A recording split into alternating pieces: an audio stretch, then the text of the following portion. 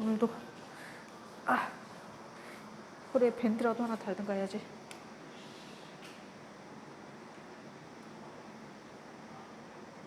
왜 안 되니? 응? 뭐가 문제야?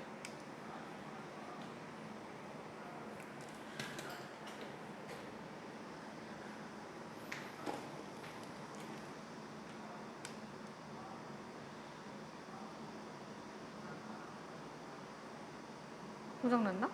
됐다. 잠깐만.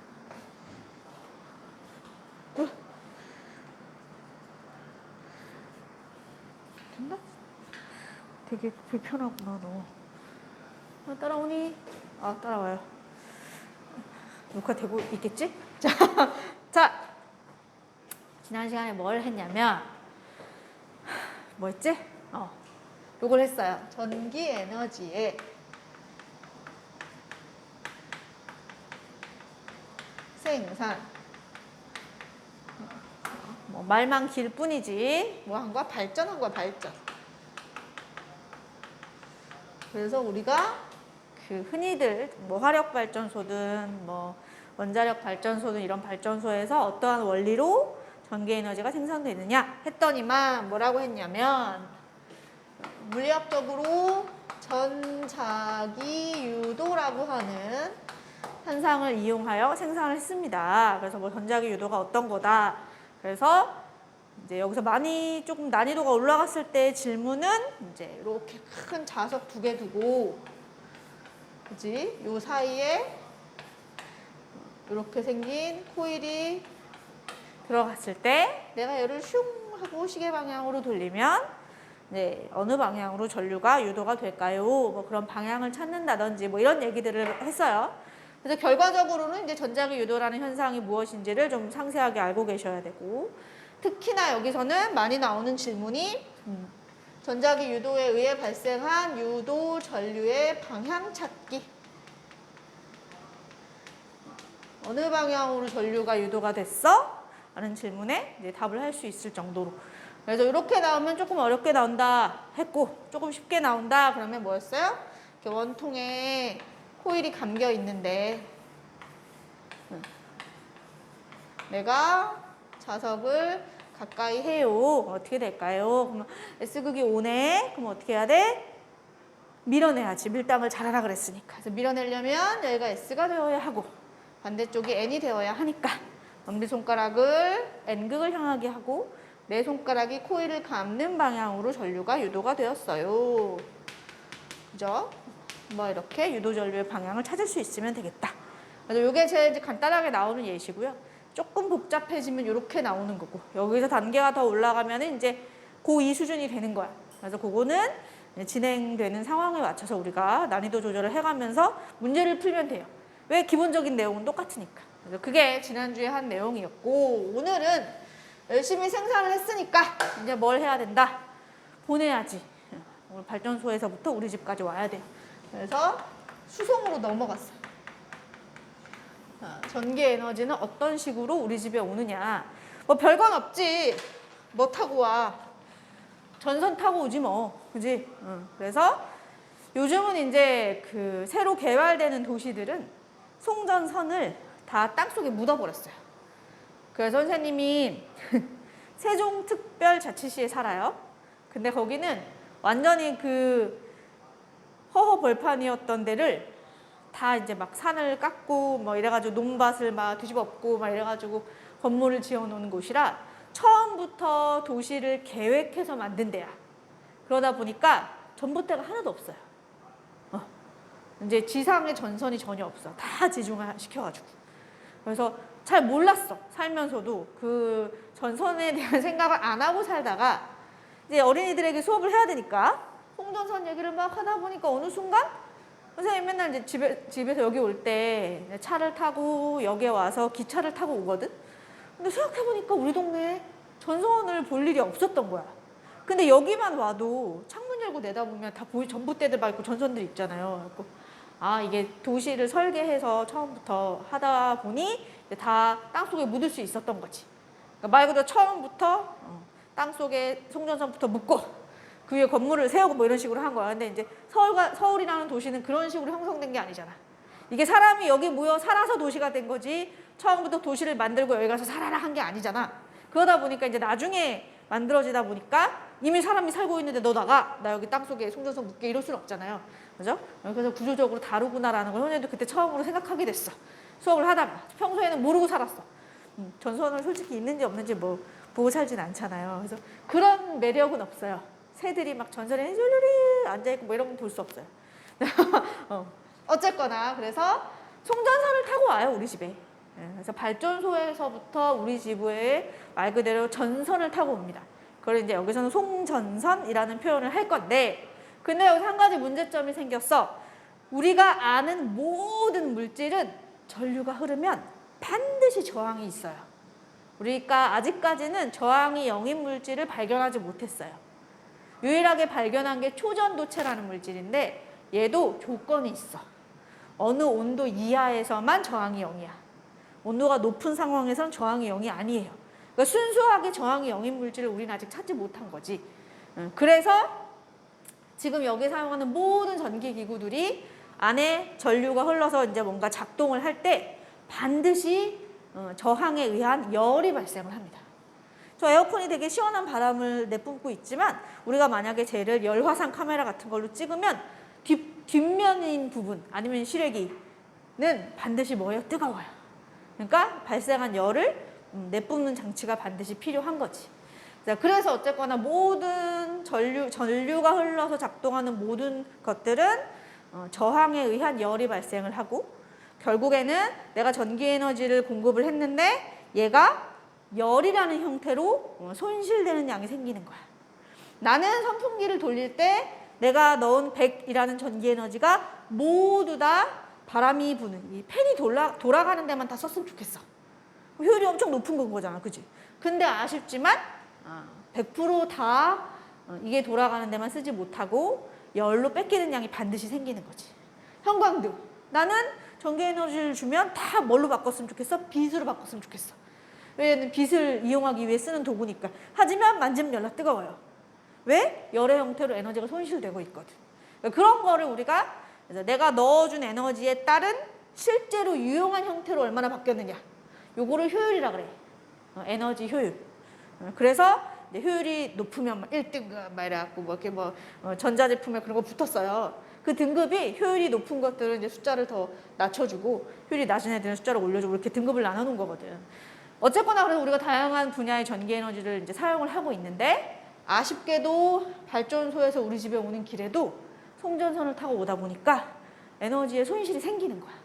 그래서 여기서의 목표는 손실되는 전력량을 계산하는 방법.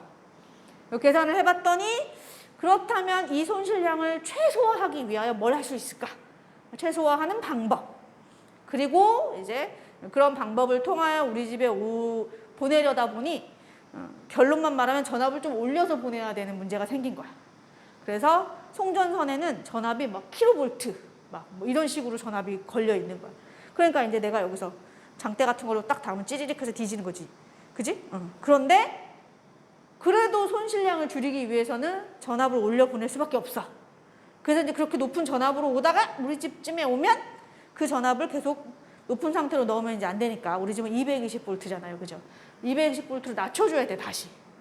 이렇게 전압을 올리거나 내리는 걸 변압기라고 해요. 그래서 이제 변압기의 원리. 그리고 마지막으로 이렇게 전력 수송을 지금은 이제 기술이 많이 발전을 해서 전력 수송을 좀 더 안전하고 효율적으로 하기 위한 다양한 방법들이 있어요. 그 방법으로 이제 마무리가 되는 거지. 그래서 기본적으로는 발전소에서 만들어내는 전기 에너지를 우리 집으로 가지고 오는 걸 또는 보내주는 걸 송전이라고 한다. 근데 송전이 일어날 때 전선에서 반드시 에너지의 손실이 일어난다. 그 손실되는 에너지 양을 구하고 손실량을 줄이는 뭐 이런 얘기를 해야 되는데 그걸 하려다 보니 우리가 중학교 때 배웠던 전류, 전압, 저항이 다시 나와요. 그래서 그거부터 할 거야. 기억이 나나? 자, 참고 사항으로. 전류가 뭐였느냐? 또는 전압이 뭐였을까요? 또는 저항은 뭐였을까요? 짚고만 넘어갈게요. 자, 전류란 도선을 흐르는 전하의 흐름. 뭐 이렇게 얘기를 했어요, 과거에.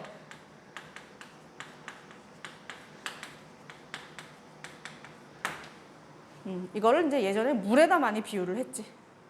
수로에 물이 흘러. 흘러가는 물을 전류라고 표현을 하는 거고, 그 다음에 그 물이 흐르고 있는 수로를 뭐라고 얘기하는 거야? 전선에다 비유를 하는 거야.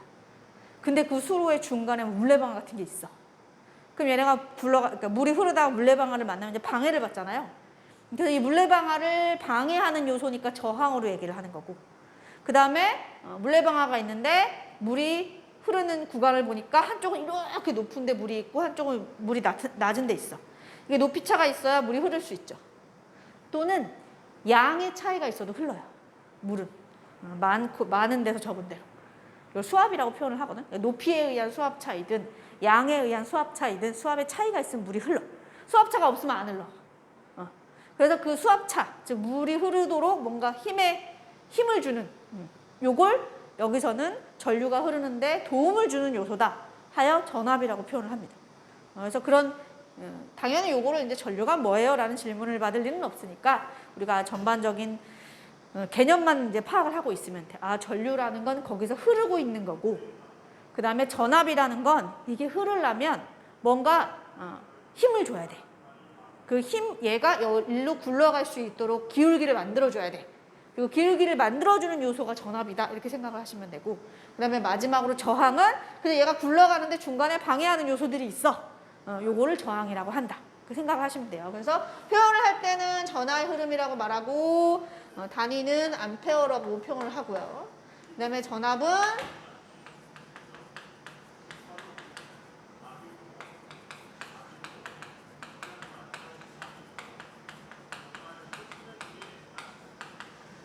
이 전하의 흐름을 근본적으로 흐를 수 있도록 만들어주는 거야. 일정한 방향으로. 전압을 걸어주지 않으면 저 어떤 물질 속의 전하들은 그냥 불규칙적인 움직임을 갖고 있어요. 근데 내가 전압을 걸면 얘네들이 일정한 방향으로 흐를 수 있어. 그래서 전압은 이제 볼트라는 단위를 썼어요. 그리고 마지막으로 저항은 전하의 흐름을 방해하는 요소.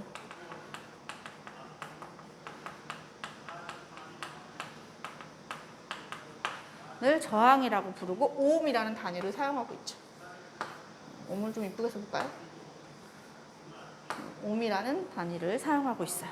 그래서 뭐 단위는 그래도 너무 옛날 옛적 이야기지만 그래도 다시 한번 떠올려 주시고, 그리고 여기서 뭐 하나 추가를 하자면 처음에 전류, 뭐 전기 이런 것들이 등장을 할 때는 전자의 존재를 몰랐어요. 그래서 그냥 이 안에 뭔가 전하를 띠는 무언가가 흐르고 있어 라고만 하고 넘어갔는데, 세월이 흘러서 모든 물질은 뭐 원자핵으로 되어 있다, 전자로 되어 있다, 이런 물질의 기본 요소인 원자의 구조가 밝혀지고, 그러다 보니까 우리가 흔히 말하는 전선, 뭐 구리도선 말하는 거지. 전선도 물질이니까 그 안에 전자가 있겠구나. 그리고 그 전자들이 전압을 걸었을 때 흐르는 거야. 그래서 이 전하의 흐름의 원인을 뭐라고 정리를 하게 됐냐면 전자의 이동. 근데 아시다시피 전류의 방향과 전자의 이동 방향은 반대죠, 여러분. 요렇게 된 이유가 전류랑 전자의 이동이 뭔가 다른 개념이 아니야. 전자가 흐르기 때문에 이 회로에 전류가 흐른다라고 얘기를 하는 건데, 아까도 얘기했지만 전류라는 존재, 전기라는 존재가 등장했을 시점과 그 전류의 흐름의 원인이 밝혀진 시점이 간격이 너무 큰 거야. 그래서 처음에 전류라는 이름을 붙여놓고 전하의 흐름이다 하고 이름을 붙여놓고 뭐 얘는 전지의 플러스에서 나와서 마이너스로 흘러가고요, 뭐 어쩌고저쩌고 막 규칙을 다 만들어놨단 말이야, 우리끼리. 진짜로 여기 플러스에서 마이너스로 뭐가 흐르는 게 아니야. 우리끼리 이 회로에서는 전류가 이렇게 흐르는 걸로 하자. 약속을 다 해놓고 그걸 기준으로 여러 가지 막 법칙을 만들고 막 사람들 좋아하잖아, 과학자들, 그지? 열심히 만들어놨어. 근데 세월이 지나서 실은 그건 전자 때문이었어가 밝혀졌네? 그런데 젠장 지금까지 하던 거랑 반대 방향인 거야. 그러니까 이제 지금까지 하던 걸 다 뒤집을 수 없잖아. 그러니까 이제 코멘트를 단 거죠, 마지막에. 전류의 흐름은 전자의 이동과 반대 방향이다 하고 그냥 넘어간 거야. 그래서 왜냐면 그 방향 하나만 바꾸면 완전히 다 모든 것이 해결이 되니까. 그냥 그런 의미로 알아두시면 되고요. 전류의 흐름이라는 건 결국에는 구리 도선, 전선 안에 전자들이 뛰어가고 있는 거예요. 네, 그 방향만 반대로 우리가 인식을 한다라고 생각을 해주시면 되고, 어쨌거나 그래서 전자가 이렇게 뛰어가다가 뭐 하는 거야? 아무래도 얘는 뭐 아무렇게나 막 움직이고 싶은데 이쪽에 전자들이 막 나를 밀어내. 저쪽에서 나를 막 끌어당겨. 어쩔 수 없이 내가 일로 끌러가. 그러면 이 여기서 밀어내고 여기서 나를 끌어당기는 이 힘을 전압이라고 하는 거야. 그래서 도선에 들어있는 모든 전자들이 다 같은 방향으로 흐르도록 도와주는 거야. 그걸 전압이라고 하는 거고. 그 다음에 저항은 그렇게 막 뭐 별 수 없잖아. 밀고 땡기고 하니까 이제 달려가는데 옆에 막 장애물이 있네? 그럼 장애물이 있으면 어떻게 되겠어? 뭐 부딪히기도 할 거고 뭐 하면서 방해를 받겠지. 그 방해받는 정도를 뭐라고 얘기하는 거야? 저항이라고 얘기를 하는 거야. 그런 요소들을 좀 기억을 해두시고요. 그런 다음에 이 셋의 관계. 네, 이들의 관계. 이들은 어떠한 관계에 있느냐? 정의에 다 들어있어요. 전압은 전하의 흐름을 만들어주는 요소니까 전압이 크면 전류는 더 강하게 흐르겠지. 그 다음에 저항은 방해하는 요인이니까 저항이 크면 전류는 약하게 흐르겠지. 그죠? 그래서 그 관계가 어떻게 되냐면 전류는 전압에는 비례하고 저항에는 반비례해요. 그죠? 전류는 전압에는 비례하고 저항에는 반비례합니다. 그래서 I는 R분의 V라고 하는 무슨 법칙? ohm의 법칙이 등장을 하죠. 선생님 도대체 언제적 ohm의 법칙입니까? 그죠? 이 언제적 ohm의 법칙이 이상하게 기억이 안 나요. 자, I는 R분의 V 기억나셔야 돼요. 다시. 저식 막 이렇게 바꿨던 거 기억나지? I는 R분의 V, V는 IR, 뭐 R은 I분의 V 이런 거 하잖아요. 그냥 하시면 되는 거고. 그래서 이렇게 등호가 성립을 하려면 우리가 원하는 단위를 넣어주셔야 된다. 암페어, 볼트, 옴이라는 단위를 넣어야만 이게 이제 정리가 된다라는 거 기억을 해두시고요. 이게 이제 기본적인 내용이고, 그 다음에 우리가 에너지의 수송에서 조금 추가되는 내용이라고 하면 전력이라는 용어가 나와요. 전력, 그죠?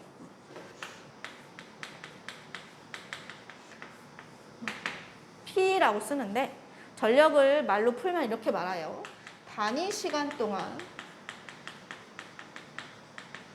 여기서 말하는 단위 시간은 대체로 1초. 그죠? 단위 시간 동안 소비된 전기 에너지를 전력이라고 합니다. 여기서 소비된이라고 해도 되고 발전소로 치면 생산된이라고 해도 상관없어요. 발전소에서는 에너지를 생산하는 쪽이니까 여기서 생산된 에너지가 얼마냐? 이것도 전력으로 표시하셔도 되고, 또는 발전소에서 보내는 전력이 얼마냐라고 물으면 송전 전력 이렇게 표현을 해도 되고, 그러니까 전력이라는 말이 들어가면 1초 동안의 전기 에너지구나라는 것만 기억해 두시면 돼요. 1초 동안의 전기 에너지. 내가 만약에 소비 전력 이렇게 얘기했다. 그러면 어떤 전기기구가 1초 동안에 얼마만큼의 전기 에너지를 소비하냐. 이게 소비 전력이고, 송전 전력 하면 1초 동안 1초마다 얼마씩 에너지를 보내고 있냐. 그게 송전 전력. 아니면 손실, 앞에 손실이 붙었어. 그럼 뭐겠어? 1초마다 얼마큼씩 에너지가 손실되고 있냐.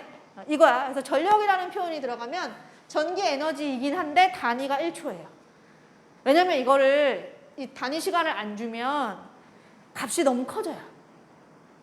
자, 요거 그냥 사이드로 얘기만 할게요. 전기 에너지라는 게 어떻게 구해지는 식이냐면 전압, 전류, 시간의 곱으로 나타내거든요.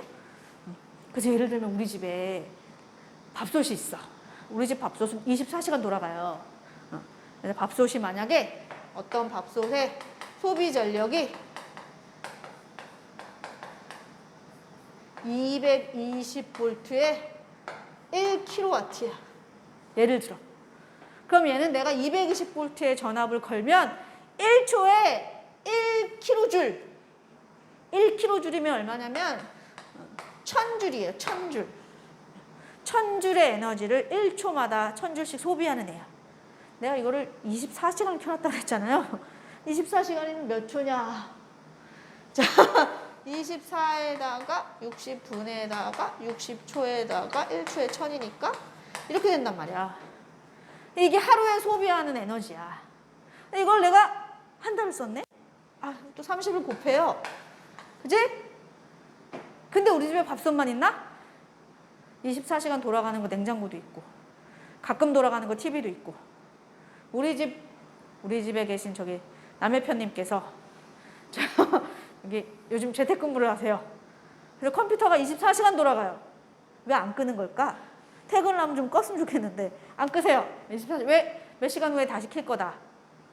몇 시간이라도 좀 쉬게 해달라고 나는 얘기하지만 남해편님은 그런 말은 듣지 않아요.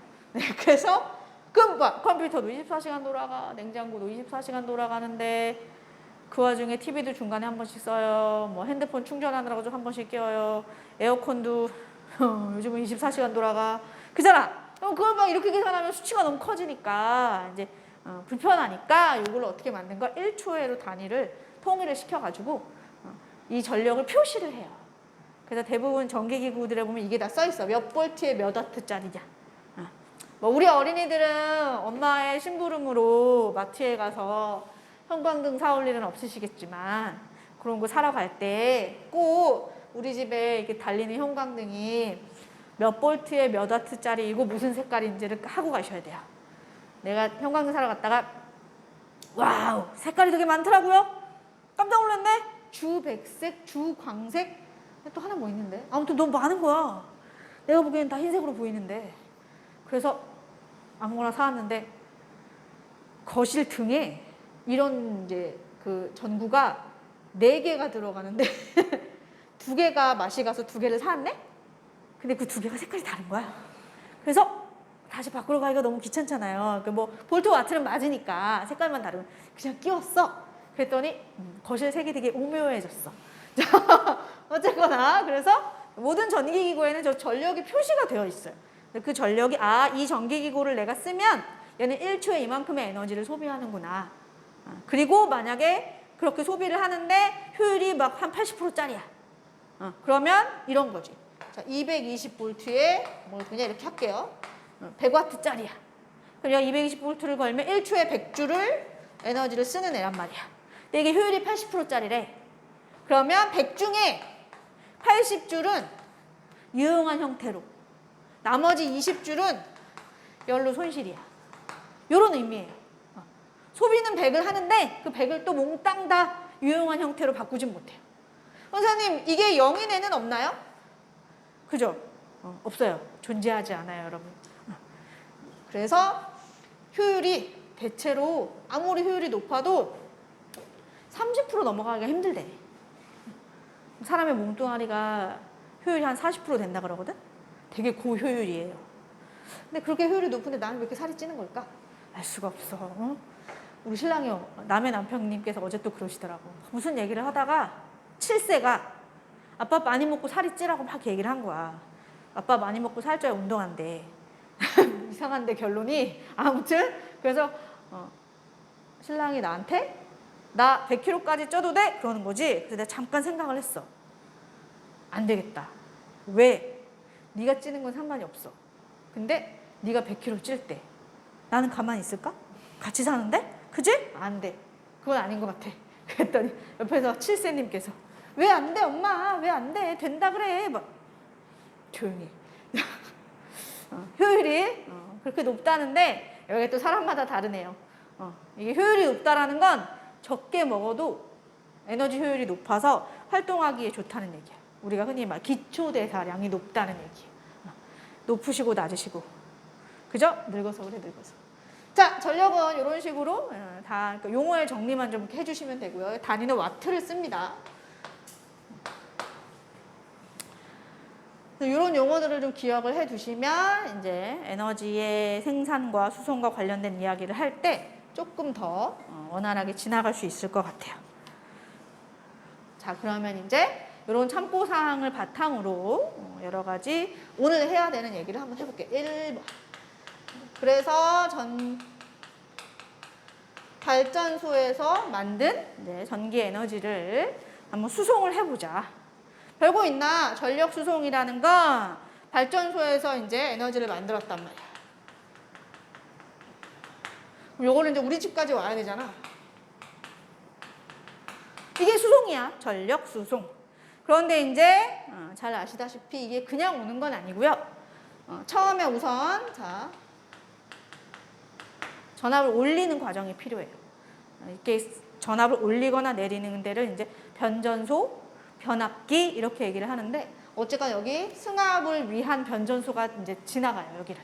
그래서 승합을 팍 시켜갖고 송전선을 따라서 오다가 우리 집에 오는 길에 변전소가 1차, 뭐 2차 많아요.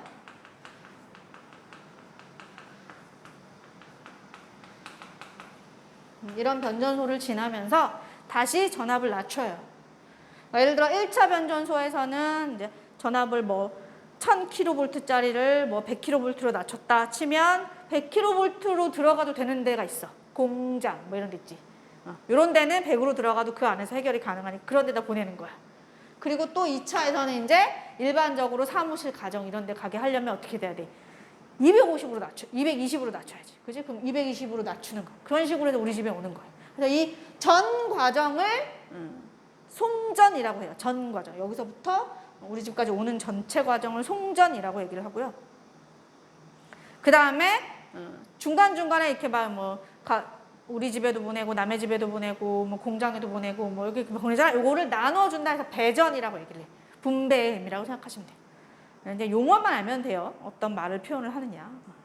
그래서 이 전체 과정을 전력 수송 그리고 이때 에너지가 이렇게 전선이 됐든 변전소를 지나면서 우리 집까지 오는 요 과정을 뭐라고 한다? 송전이라고 얘기를 하고요. 그 오시면서 이제 막 이렇게 나눠 가잖아요. 이런 것들을 배전이라고 표현을 한다. 이렇게 생각을 해주시면 되고요. 그럼 이때 나는 요 과정에서 송전되는 과정에서 전력 손실이 생긴다. 생길 수밖에 없어요. 아까도 말했지만 결국 이것도 전선을 따라가는 건데 그 전선이라고 하는 게 아무리 저항이 작아도 한계가 있겠죠. 저항이 0인 물질은 아직 없으니까. 그래서 저항이 있다. 그 얘기는 열로 손실되는 양이 반드시 발생한다. 손실량이 있어요. 그래서 1번 손실 전력을 어떻게 구하냐. 손실 전력 구하기. 이렇게 써볼까요?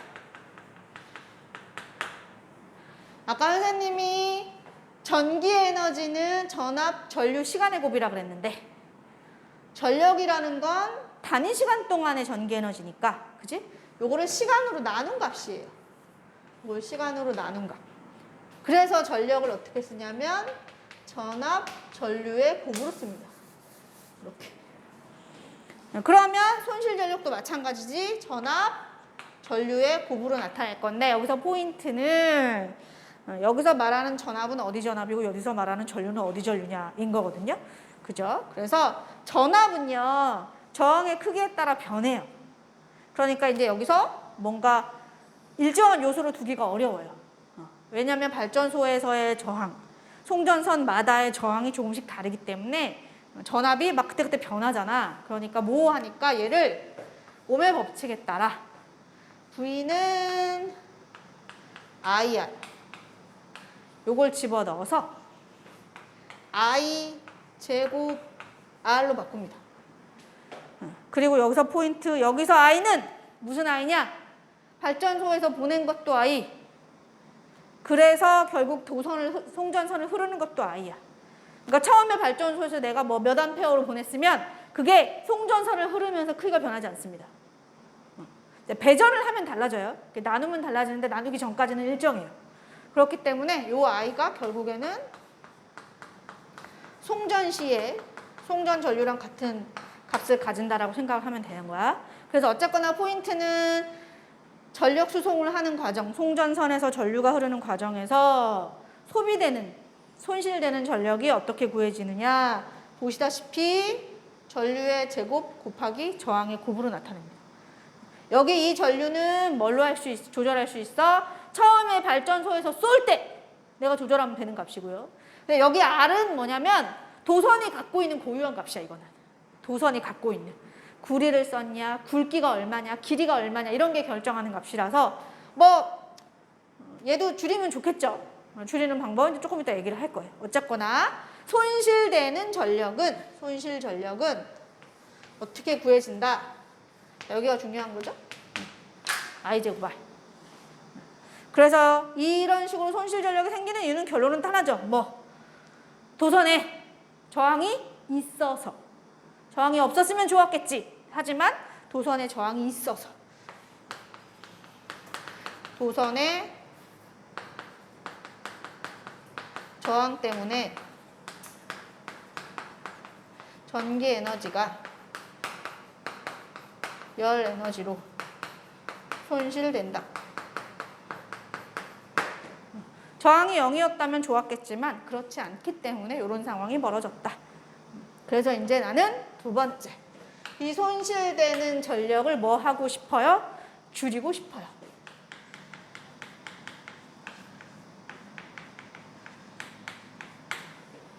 자, 손실 전력 줄이고 뭐 별거 없어요. 아, 손실 전력은 I제곱 R이라며. 그럼 이걸 줄이면 되지 뭐. I를 줄이든 R을 줄이든 줄이면 됩니다. 그죠? 그래서 1차적으로 저항을 줄이는 방법을 먼저 써볼게요. 저항 줄이기. 그죠? 그럼 여기 하나만 다시 와보겠습니다. 저항이 과연 어떤 값에 의해 결정되는 거냐? 자, 저항이라는 애는 자, 비저항 면적분의 길이에요. 자, 얘가 단면적이고요. 두께야, 두께. 도선의 두께. 그다음에 여기는 길이야. 도선의 길이. 그러니까 뭔 말이냐? 비저항은 이제 그 어떠한 물질을 썼느냐? 은을 썼냐, 구리를 썼냐, 뭐 알루미늄을 썼냐 이런 거에서 결정되는 값인데 은이 저항이 되게 작아요. 그래서 전선으로 은을 쓰면 좋겠는데 이게 너무 많이 들어요. 그죠? 그래서 현재는 구리를 사용을 하고 있는 거지. 어쨌거나. 그래서 비저항 값은 종류에 따라 결정되는 값이고. 그리고 같은 종류라고 한다면 이왕이면 면적을 두껍게. 도선을 두껍게 만드는 게 좋고요. 그 다음에 이왕이면 길이를 짧게 하는 게 좋아요. 그래야 저항을 줄일 수 있어요. 그러면 이제 우리가 저거를 여기다 접목을 시키면 어떻게 되냐? 손실 전력을 줄이기 위하여 이 송전선의 저항을 줄이는 거야. 그지? 송전선의. 전선의 저항을 줄이는 방법 1. 저항이 비저항이라고 쓸까? 비저항이 작은 물질을 쓰면 돼요.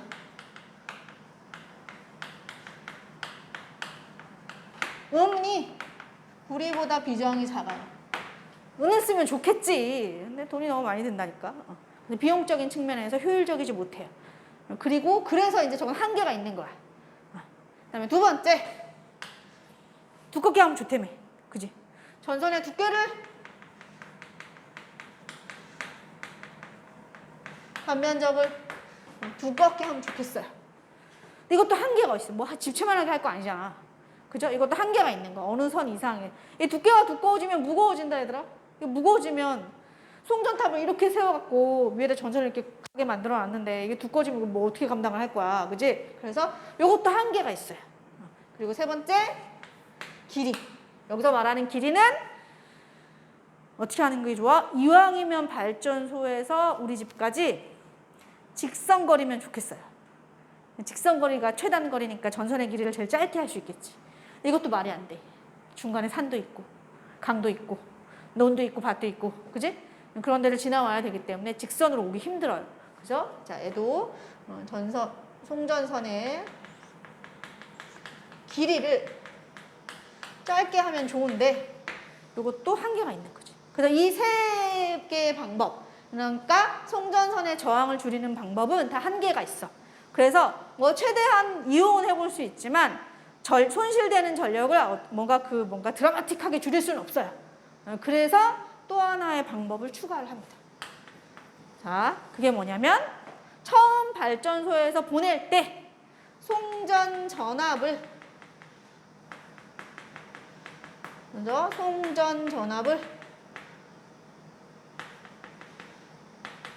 흔히 이렇게 써요. 처음 보낼 때의 전압을 V0라고 많이 표현을 하는데 송전 전압을 어떻게 한다? 높인다. 이게 뭘 말하냐면 얘들아 봐봐. 자, 발전소에서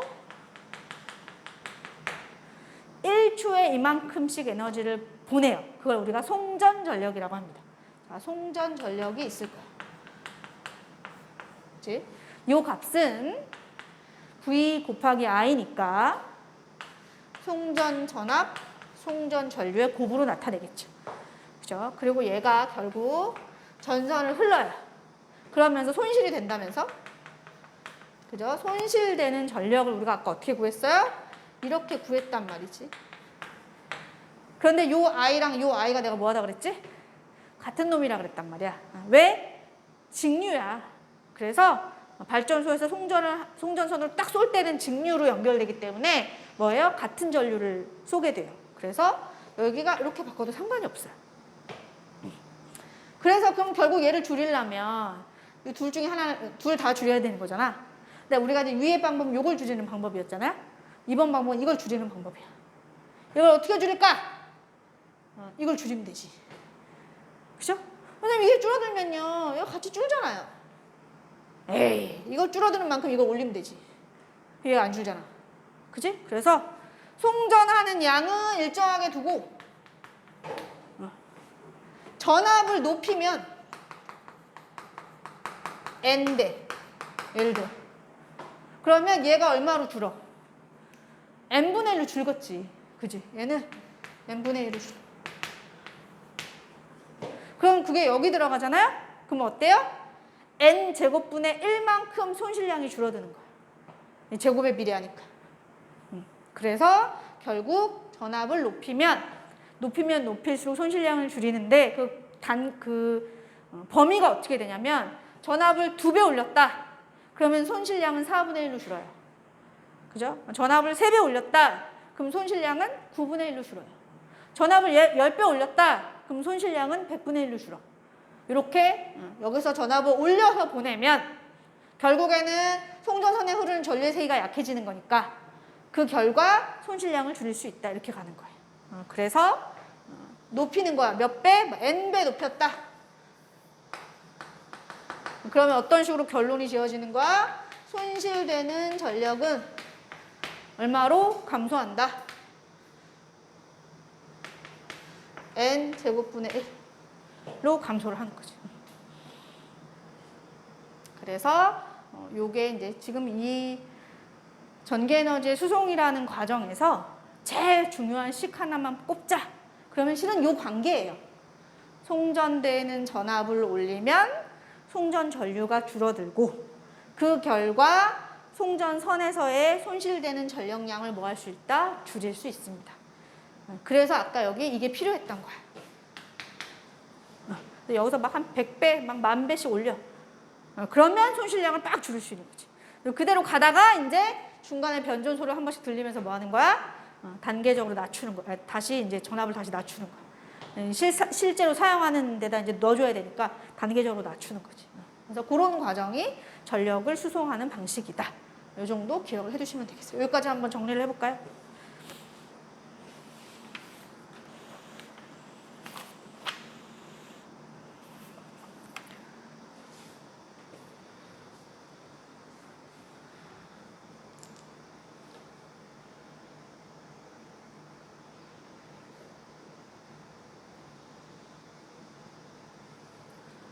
앞전은 살짝 지울게요.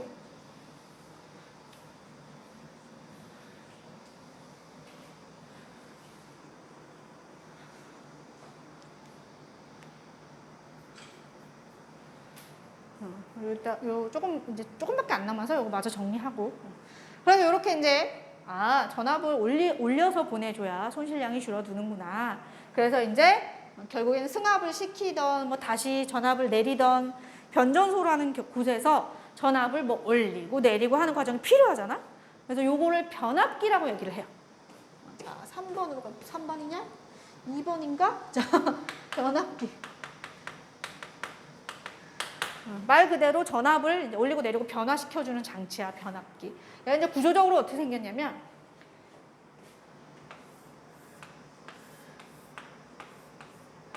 자, 미음자 모양의 철판이 있어요, 철판. 이렇게. 네. 요런 느낌이야. 요런 철판이야. 이렇게 얇은. 요런 거를 여러 개를 겹쳐요.